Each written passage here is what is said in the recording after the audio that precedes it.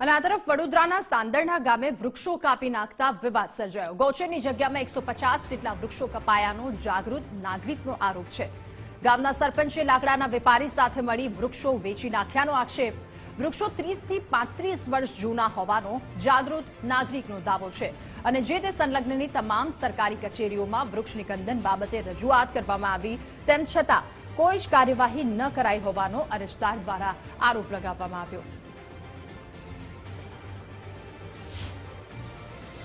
અમારા ગામની ગોચરની જમીન જે સરકારશ્રીની માલિકીની છે, જે છેલ્લા 1 માસના સમયગાળા દરમિયાન 10મા મહિનામાં આશરે સરકારની નાયબ કલેક્ટરની મંજૂરી સિવાય 150 થી વધારે વૃક્ષો કપાઈ ગયા છે।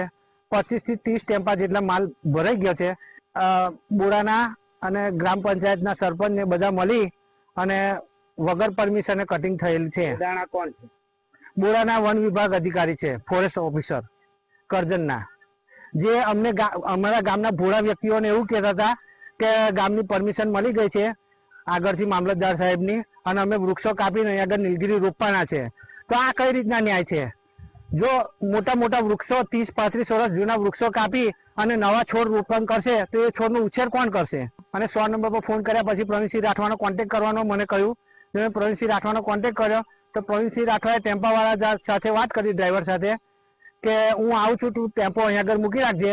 અને પાછું ફોનમાં એવું બી કીધું કે તને કશું થવા નહીં દઉં। પુખ્તા પુરાવા ખરા? આ પુખ્તા પુરાવા છે અમારી પાસે, તમને કશું થવા નહીં દઉં। અને મને કીધું કે તમે ટેમ્પો રોકી રાખજો, તો મેં ટેમ્પો રોકી રાખ્યો।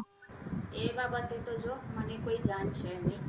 હા, 1.5 વર્ષ પહેલાં એ લોકોએ પરમિશન માંગી હતી, પણ પંચાયતમાંથી પરમિશન આપી નથી ઝાડ કાપવાની, અને એના એક પણ પૈસા અમારી પંચાયતમાં અમે જમા લીધા નથી।